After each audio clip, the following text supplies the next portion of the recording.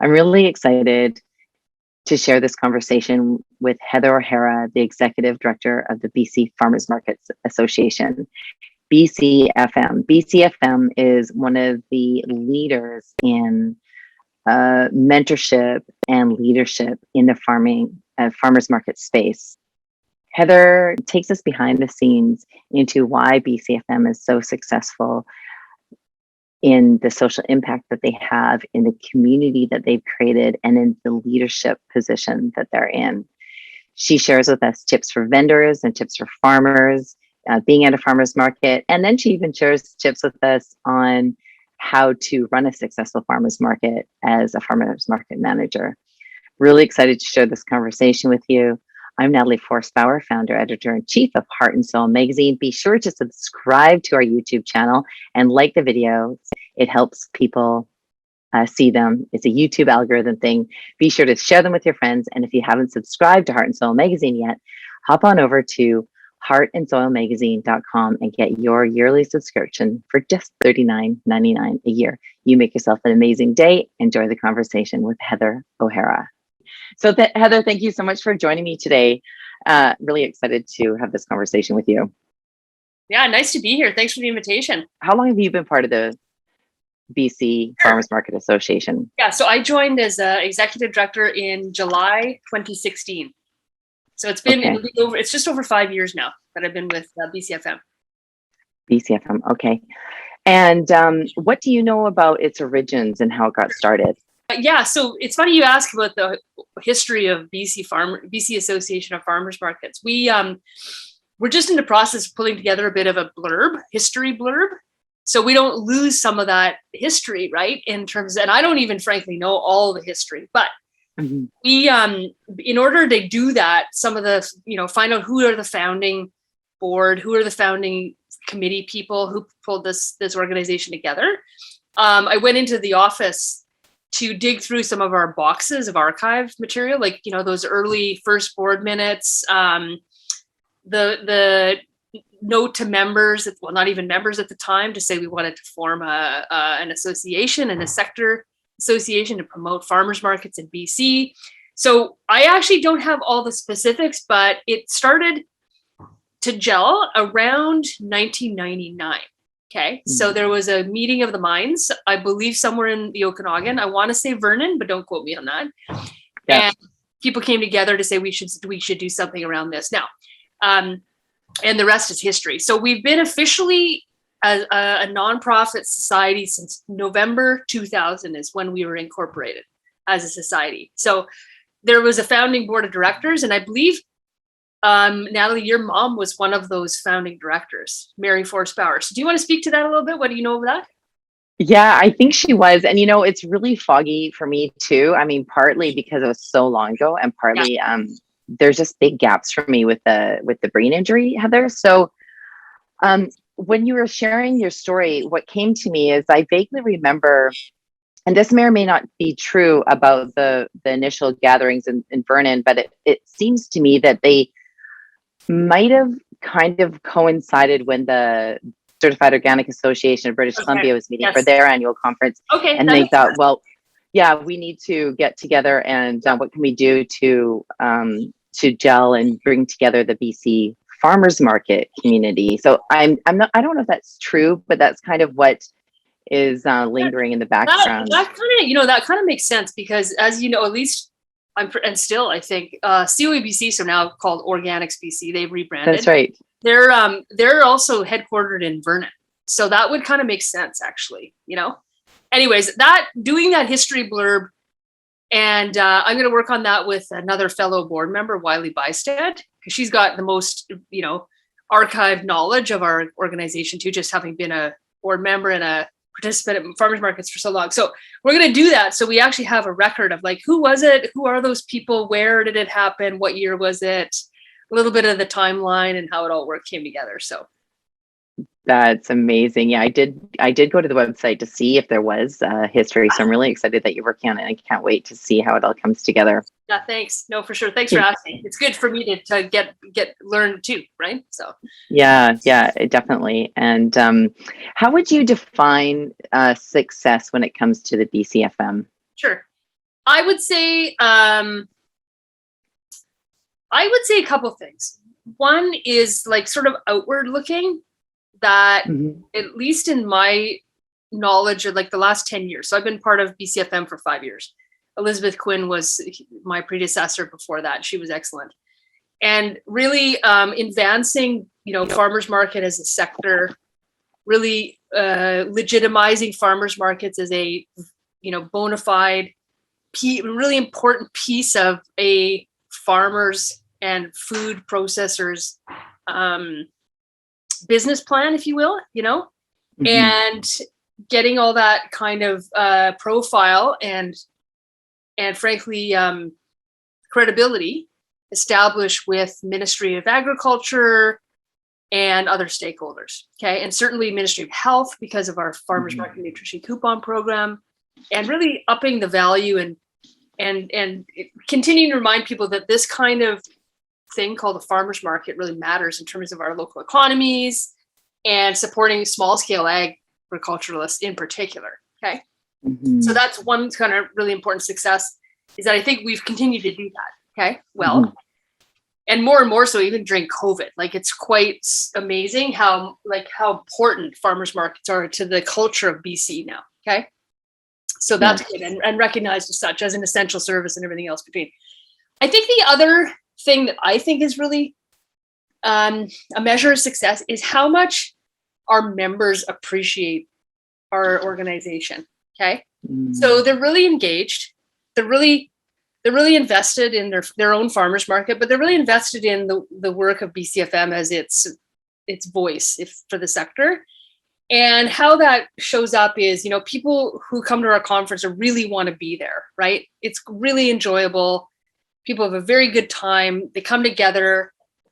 We hear and see a lot of appreciation from people in emails back to us, thank you BCFM for doing X, Y, and Z. And I think that really, really, really has come to a head with the COVID pandemic, because there was so much work done in the last year and a half plus by the team at BCFM to be that intermediary around like regulations and COVID and provincial health office and establishing farmers markets essential services and all these kinds of things that without a sector association would have been really hard for individual markets to navigate.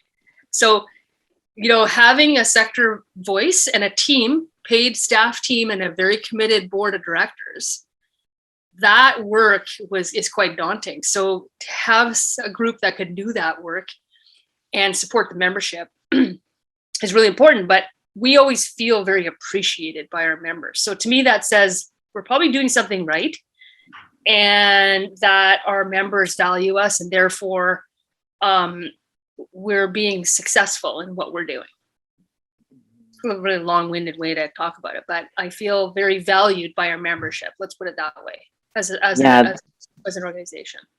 Yeah, that's awesome, Heather. And it really gave me goosebumps, especially when you spoke about the advocacy of the association and the impact that it's having on economically and socially and within the community. It's not just about getting the farmers and the artisans and the food producers out there to have a place to sell their food, but it's also an essential service to bring people healthy, fresh food that is local, and so they can connect with their community and their growers and their friends and their family even too, right? Because it's much more than just going and picking up the groceries every week. Yeah, exactly, for sure. So yeah, really, farmers markets are well loved, like, by a lot of people, and I really always sense that when I go do presentations, budget presentations to key stakeholders around supporting farmers markets, and so there's generally a fairly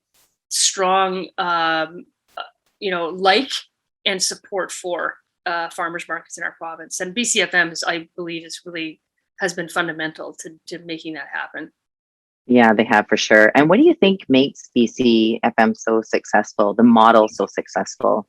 Well, a couple things. One is we're a sector voice, obviously. It's a voluntary membership, but within that voluntary membership is established criteria, very clear make, bake, grow, no reselling. And those are values that members choose to get behind when they become members. And, for a nominal annual fee, really, all things considered, there's a lot of shared values and shared approach. So you've got a group of people and a group of markets who are committed to the same thing. And what I think that does is causes harmony, brings harmony and a unified approach, and makes it clear what we're not. Okay. And there's all kinds of other models and all kinds of other great markets out there, but our markets are defined by these shared values and criteria. And in doing that, we're more unified, I think, in what we stand for and who we are and what we do. The other piece is the fact that we're not a regulatory organization. Okay, our purpose is not to regulate. We're not the farmers market police, for example. What we are though is shared values, common bylaws, all these kinds of things like I've just described, and philosophy, so that that we can respect the autonomy and the independence of each market to do what it does well, and also for them to come and share a unified voice and values. And that's really important because we value and respect people's autonomy to do what they do. And it's not every market looks and sounds and feels the same. And that's part of its strength and success. So that, I think, has been part of its success as well. We're not trying to make cookie cutter farmers markets, right? Yeah, but we are trying to unify on the important things, which are, producer direct, make, grow, make, bake, no reselling, and those kinds of things. Yeah, that's so powerful. I love how you named that and it's not necessarily, like you said, there's a lot of other market models that work really well. And it sounds like one of the key elements is really having a set of core values and everybody buying into that and being behind that, and then making the markets that fall under that umbrella their own in their own ways. Yeah. And that voluntary, really powerful. That voluntary choice, like you have as a farmer's market operating in British Columbia, or you have the choice to be a member or not. And that choice is powerful because it says you are on board with that or you're not, right? If you don't choose to be a member, hey, don't, that's fine. No big, do what you need to do, right? Yeah, that's right. That's awesome. Yeah. And tell us about the social impact of the BCAFM. And well, I always say my big famous line is farmers markets are many things to many people. So what I mean by that is the obvious ones. Their food security, their food access, their very vital sales channels for direct to farm and food producers. So that's kind of, the obvious one, the agricultural food aspects. But they're also local economy drivers and incubators for small business development and all kinds of things. But they're also that really important social and community connector, right? They're a hub of activity. They're a hub where neighbors and tourists and visitors and locals alike come together and experience, frankly, a fairly enjoyable experience, right? Outside generally, especially in the summer, people are happy because they're outside. There's great food. A lot of times there's really great entertainment and activities happening. And it's a really nice way and neighborly way to get to know your community. I think we're a bit of the welcome wagon and an ambassador for a lot of, especially small towns across British Columbia. Like we may be farmers markets that operate there may be the only thing happening in a given place. And for both locals, people who live there, it's an outing. It's a place to get to know your neighbors and your people who feed your community. I could go on, but that social community hub, I think is quite, it's appreciated. And I think if people get it, but I think they really get it now after the COVID pandemic. Yes. Like farmers markets probably offered, and we heard this last year, especially the beginning of COVID, farmers markets offered people a bit of normal in a very abnormal time in our world, right? So just the ability to be like standing beside somebody 6 feet away or 2 meters, obviously, but all those kinds of things we take for granted. And it was like outside and you're shopping outdoors and you can see people and socialize in a safer place outside, that value of those social connections, I think, were amplified, and how markets provide that more than I think we realized beforehand. So yeah, absolutely. And I think you did such a good job of working through that and advocating for the markets and just finding ways to make them work, because initially they weren't considered essential services when COVID first started to emerge, right? Well, we're really lucky. We were designated an essential service pretty quickly in terms of the pandemic. So I want to say, like by April, sometime in April 2020, I'm pretty sure we were already established that way. So it was a game changer because, other provinces and jurisdictions did not have that designation. Okay. Yeah. And it really caused a lot of problems. Can they operate at all? And I think in our case, there was a lot of lack of, it wasn't a shared understanding of essential service in the beginning, neither. Okay. So what we were up against was, every municipality has their own view of a farmer's market. Some feel they're essential. Some feel they're an activity or an event. Yes. So what, again, I'm always trying to look for silver linings in a lot of things. Okay. Like it's just part of my nature and way of thinking about the world, or I try to think that way.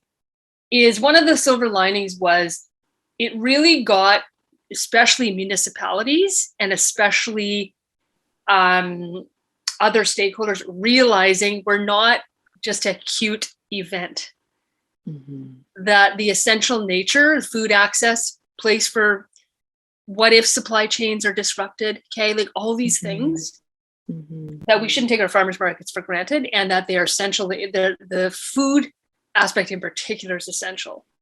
So it really shifted and changed a lot of hearts and minds, frankly, in some places. Like once that designation was established, people who may not have thought that start to believe that and think that too, and they can understand why. And so it changed a lot of minds. And yeah.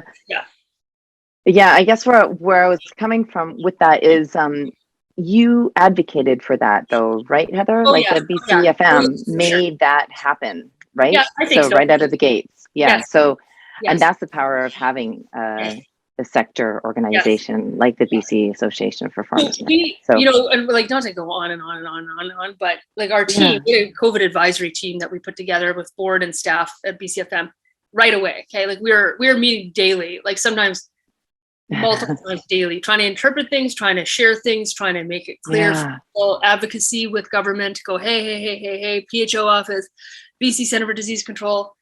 So the BC Center for Disease Control, because we've got really good relationships, again, as a sector association, we have constant contact with key people who can help us and help our sector navigate this stuff. So with those really good relationships, they're in your court, right? They're on your side, and they're behind the scenes. They're greasing the wheels, okay? Yeah. At BC Center for Disease Control, which is the liaison for the provincial health officer, and we've got people in the Ministry of Health that we're really close to. So all of those things converged to make that happen. And so powerful. and it's some of those people at BC Center for Disease Control. So there's a medical director, Dr. Tom Kasatsky, who I actually not met, but he's on our email exchanges in those days, especially. And, apparently he's retiring in a couple months, but I said just send him a card from BCFM, because he's a big champion of farmers markets, and he was really instrumental in that, essential service, like pushing for that essential service designation as well. So among others. Okay. So that's amazing. It's good to have those champions. Oh yeah. So you touched on the coupon program that BCFM does. And I think it's such a profound program. And I know you're working at rolling it out nationally. Can you just tell us a bit about what that is and how we can incorporate it, use it? So why it's so important? Yeah. So, I mean, we've, BC is was the only place until recently that had a farmers market nutrition coupon program. So we've been doing it for 10 years. This is our 10-year anniversary, I think. Last year, this year, I think. So what it does, just for people who don't know, I'm sure people who are going to listen to this might know already, but it basically says there's some pregnant women, low-income families, and seniors who are in need of healthy food, fruits and vegetables in particular, and can redeem $21 of coupons per week for a 16-week period at a BCAFM member farmers market across the province. Now, depends on whether the community partner's enrolled, whether the market's enrolled, but what it does is enables people to take their coupons and purchase at a farmer's market fruits and vegetables or protein of their choosing from a farmer's market vendor, and the vendor is compensated 100% for that purchase. So the farmer is not losing any money. They're getting exactly the dollar face value of those coupons, $21 a week for people to buy their wonderful food. And so, there's all kinds of, so baseline food, access, healthy food, healthier diets, healthier people. And then there's the social connections and all those mental health positive benefits as well for the participants. It brings communities together with their farmers markets. It gets people exposed to new foods, et cetera, et cetera. So there's a lot of upside, in terms of that program. And it's really important for BCFM because it stabilizes our organization as well. It gives us some monies for our administration to do what we do, frankly, So that's a game changer for our organization, because if we didn't have that program to deliver, we may not have that contribution, and we may have less voices and people like our team, paid staff, to do the work of BCFM and advocate for and support and market and all these kinds of things. So very important program. Now, your question about it nationalizing, it's actually not a national program yet. However, there's a federal petition to support more federal government support for this program in other provinces and in BC. Right now, it's provincially funded in BC by the Ministry of Health. And that petition is to advance it so that perhaps other provinces could also start programs like this and have federal dollars supported as well. So that petition has been created by an MP, member of parliament from Vancouver Island, Gord Johns, I think. So that, I believe, is going to restep. Federal petition is still in play right now because of the election and had to get put on pause. But we'll see what happens. There are now, to my knowledge, Nova Scotia and Manitoba each have their own farmers market nutrition coupon program. And those came about through their own BCAFM type equivalent organizations, farmers market associations. And we, BCFM, have been quite good about sharing our knowledge and how do we do this. And when they were wanting to start it, sort of guiding them on what we do, sharing our resources and all kinds of stuff. So we're pretty generous with our knowledge there, I think, to get some of those. Yeah, you are. Yeah, sorry for cutting you off. Yeah. Because that just leads me to the question is, why is BCFM a leader in this space? What makes BCFM so special, and why do other associations and other provinces, states, communities, I don't know, maybe even nations look towards BCFM for the kind of leadership that you provide and for learning and gleaning from the model that you've done? What makes it so special and concise? I think it's probably just what I would say is probably two things. One is that we have, because of programs like the Farmers Market Nutrition Coupon Program, we actually have money to stabilize and sustain our association. Not entirely, but a big chunk of cash to give us some stability and financial viability. Therefore, to have a paid staff team to do the work of the association is quite fundamentally important, Like, if you don't have people and the right people and the resources to have them have this be their job and their life's work, then you actually don't, you're, relying on the goodness of people's time and energy. And it's like, it just doesn't happen as coherently as it can when you're resourced well and properly. Okay. So I think that's a big deal. Okay. That's just like from any nonprofit standpoint, organizational, financial stability, critical. Okay. And so that's one factor that distinguishes us for sure. Okay. And number two, I would say is this might sound hokey, but some people like being leaders and some people don't. And I think generally speaking, the people who ran and work as a team at BC farmers markets enjoy being leaders and innovation. And the board who directs and provides our governance also is on board with that. Okay. So it's not like, from my time, 5+ years, I've never had any experience where people are like, oh, we don't want to do anything innovative. Okay.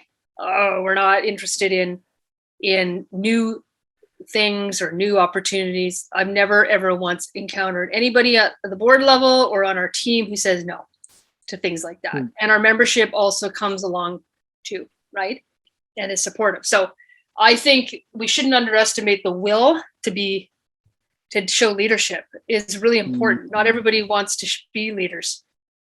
Yeah, so true. And you are very generous, right? You're very generous with sharing your resources and your mentorship with others who are looking. I think so. I think we are too. I do. I mean, I think other places are as well, but I think we are. I think fundamentally are. So.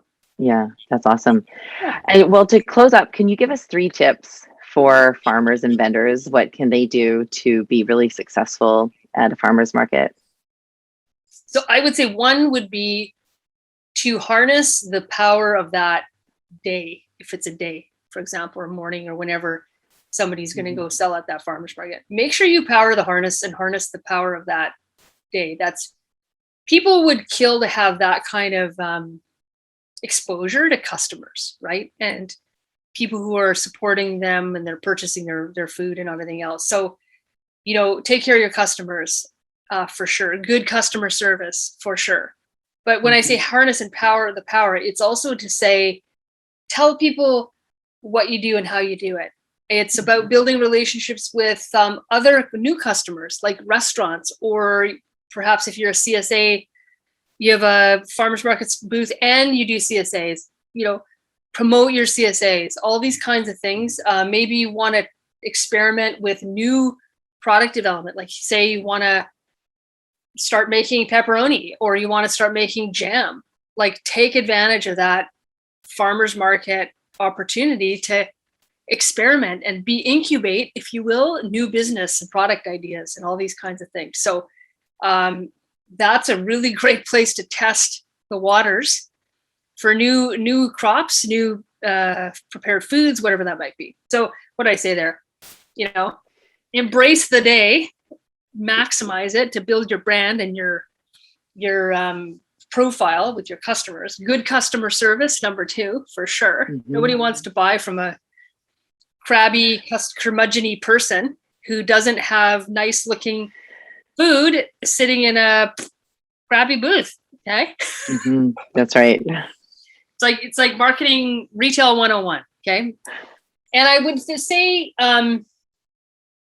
thirdly would be, it's kind of tied to the first one too, which is, it's not a panacea necessarily. Not everybody can make their sole income from a farmer's market, but it's a really important piece of probably 1 or 2 other sales channels, whether it be CSAs or, restaurants, direct, or whatever that might be. So it's not a panacea, but it's a really important piece of your business model potentially.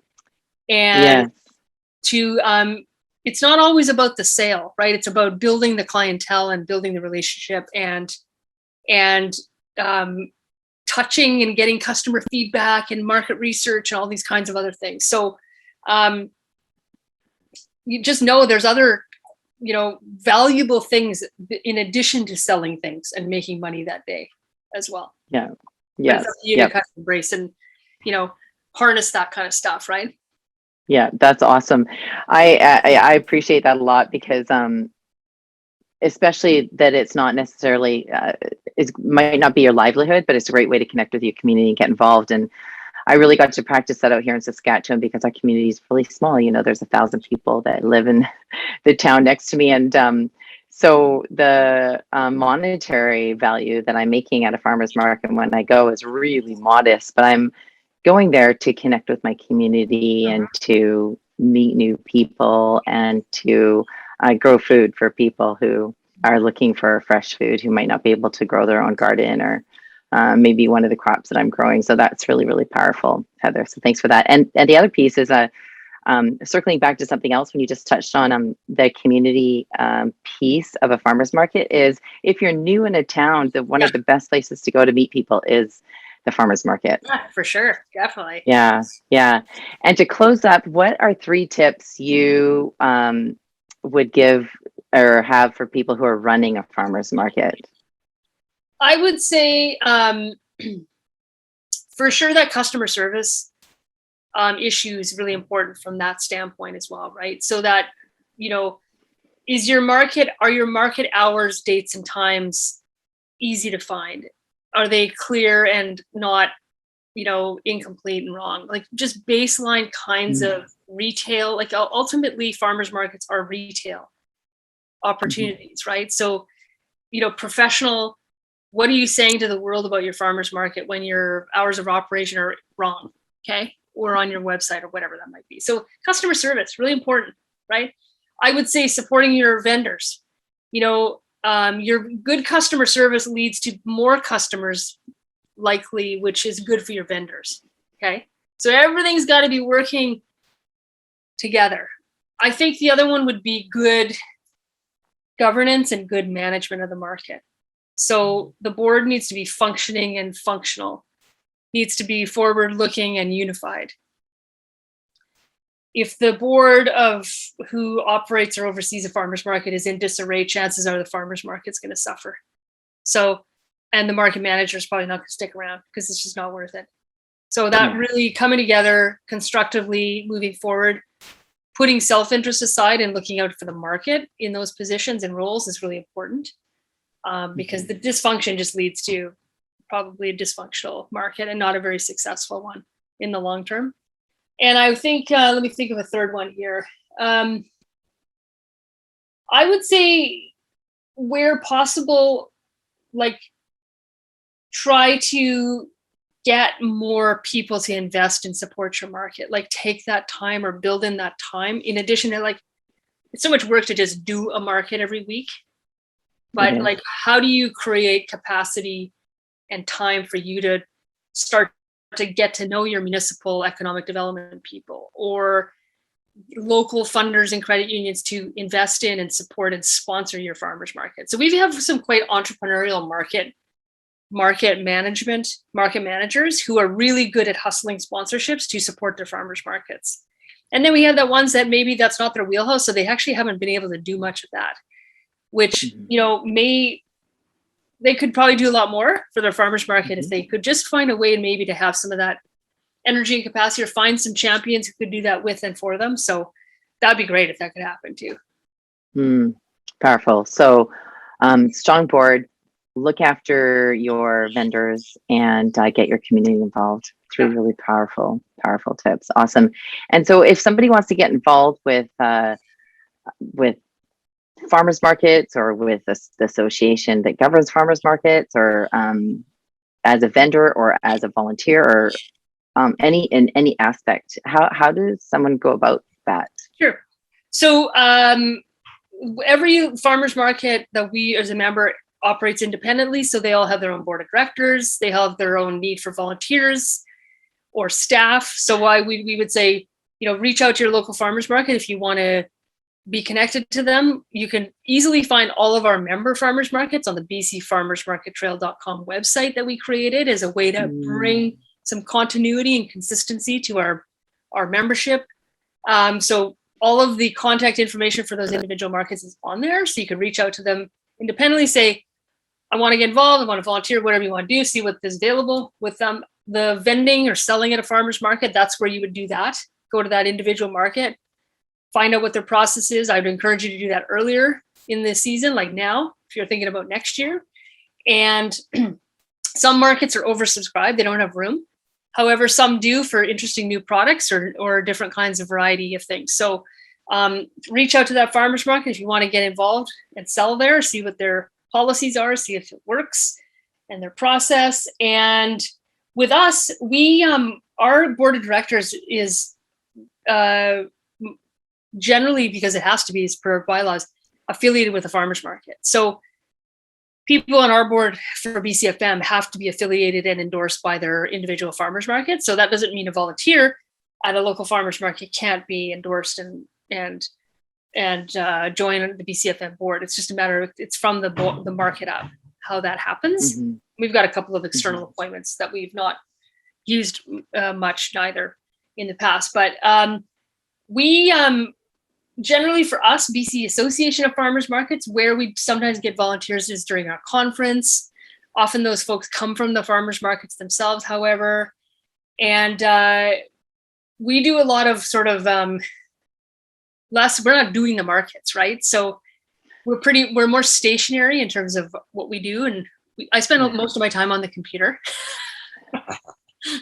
So we do site visits here and there too, mind you. But so it's not like we have a big giant pile of things to do that are event-based like a farmer's market does. So I would say reach out to your local individual farmer's market and see how you can get involved. That's awesome. And is there anything else you'd like to share with us before we wrap up? I'd like us to know. I think a couple of things. One would be, how isn't it refreshing that we have farmers markets in the world, in the sense that there's not very many things left in this world that are not like corporatized and big box this and mm-hmm. Like if you go around the world and you see in the same store all the time, that's okay, but it's just there's not an identity then, right? And I think farmers markets are interesting in that they're still this sort of independent alternative places that happen still, you know what I mean? And they bring together independent, autonomous entrepreneurs and farmers and people. So to me, that's a real gift in this world of kind of like sameness, at least where retail is considered, or, so I think that's really special. Yeah. And mm-hmm. And what is it that like touches your heart and makes you so impassioned about this? Well, that's actually one of the pieces, that point I just made, which is this sort of eclectic grouping of people and things that are independent and alternative and not, unique, frankly, that's kind of cool, right? That doesn't happen that often. And I think the other piece that I really enjoy is I love small towns. Like I love rural and small towns. So farmers markets often are in those areas, those places. So for me, it's another reason to go to a small town. Yes. A personal, thing I love, right? So that to me is special as well. And I think for a lot of people, other people, that is special too, right? Yeah, absolutely. That's one of my favorite things when I'm driving through a town and I see a farmer's market. It's happening on the day at the time that I'm driving through the town. Yeah, I have things on my desk that random pieces that I pick up from farmers markets from right across Canada. So it's pretty special. Cool. Yeah. So I think the other would be just really good team. Like we generally have a pretty good team, board and staff team that are just, make life pleasant to do what we do. You know what I mean? Yeah, totally. Well, thank you so much for your time today, Heather. I really deeply appreciate the work you're doing and how you champion your leadership team, your board, our farmers, and all of our vendors, and the space you hold for us to be innovative and to grow and to be curious and to lean into learning and how we can be in service. So thank you. Cool. Thank you. Thank you so much for the invitation to chat. Grateful you joined us for that conversation and interview. If you haven't subscribed to Heart and Soil Magazine yet, head over to heartandsoilmagazine.com click on that subscribe button and join us for just $39.99 a year. You make yourself an amazing day, and I'm really grateful you're part of our community.